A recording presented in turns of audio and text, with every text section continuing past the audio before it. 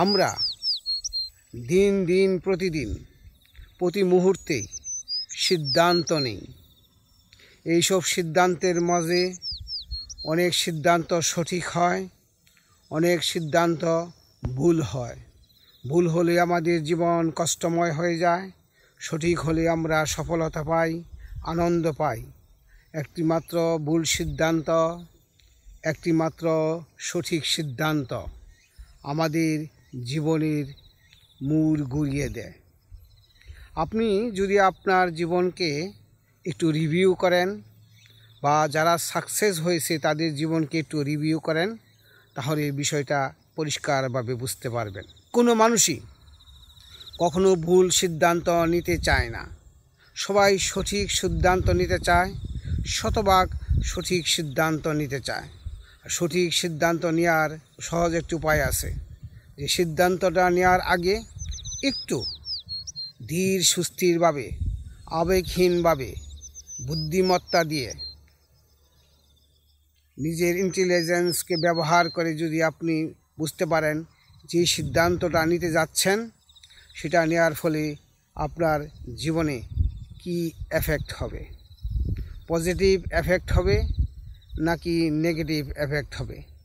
যে ব্যক্তিটা যত সঠিকভাবে তার ভবিষ্যৎ এফেক্টটাকে কল্পনা করতে পারে, তার সিদ্ধান্তটাই সঠিক হয়। আমরা বিভিন্ন বাস্তবতায় বিভিন্ন রকমের সমস্যার সম্মুখীন হই। সেই সমস্যাটাকে আমরা কতদূর স্মার্টলি, অর্থাৎ সঠিকভাবে, সঠিক সময়ে এবং সঠিক কাজটি করে সিদ্ধান্ত নিতে পারি, তখনই আমাদের জীবন সুখী সুন্দর হয়ে যায়। সঠিক সিদ্ধান্ত যদি না নেন, আপনি যত বড়ই শিক্ষিত হন না কেন, যত বড়ই ধনী মানি গুণী হন না কেন, আপনার জীবন হবে কষ্টময়। আর যদি আপনি সঠিক সময়ে সঠিক সিদ্ধান্ত না নিতে পারেন, হোক না আপনি কম শিক্ষিত, হোক না আপনি একটু কম বিত্তশালী মানুষ, তারপরেও আপনার জীবন সুখী সুন্দর হয়ে যাবে। অনেক সময় আমরা ভুল সিদ্ধান্ত নিয়ে নেওয়ার ফলে কিন্তু আর আমাদের পিছনে ফিরে যাওয়ার কোনো সুযোগ থাকে না। সুতরাং যেসব সিদ্ধান্ত আপনার জীবনকে দীর্ঘমেয়াদীভাবে এফেক্ট ফেলাবে, সেই সব সিদ্ধান্ত আমাদেরকে খুবই গুরুত্বর সাথে নিতে হয়। যদি জাস্ট হেলাফেলা করে আমরা বিভিন্ন ধরনের সিদ্ধান্ত নিই, তাহলে আমাদের দীর্ঘমেয়াদীভাবেই ধারাবাহিকভাবে আমাদের কষ্ট ভোগ করতে হবে। তখন আমাদের পিছনে ফিরে যাওয়ার আর কোনো পথ থাকে না, আমাদের জীবন কষ্টময় হয়।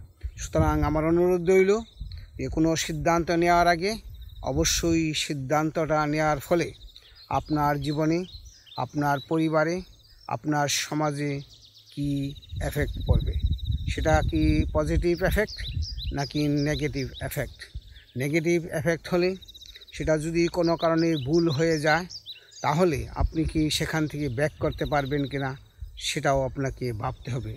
যদি ব্যাক করতে না পারেন, যদি রিস্ক থাকে, তাহলে সেই সিদ্ধান্তটা না নেওয়াই শ্রেয়। অবশ্যই আমরা আবেগী হব, কিন্তু সেই আবেগটা হতে হবে জীবন বান্ধব পজিটিভ আবেগ।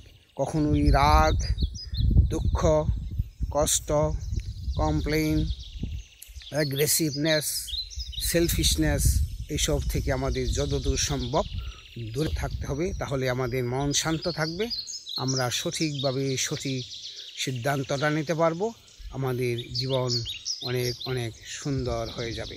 সবাই ভালো থাকবেন, সুস্থ থাকবেন। জাপানের গ্রাম থেকে আবারও সবাইকে শুভেচ্ছা।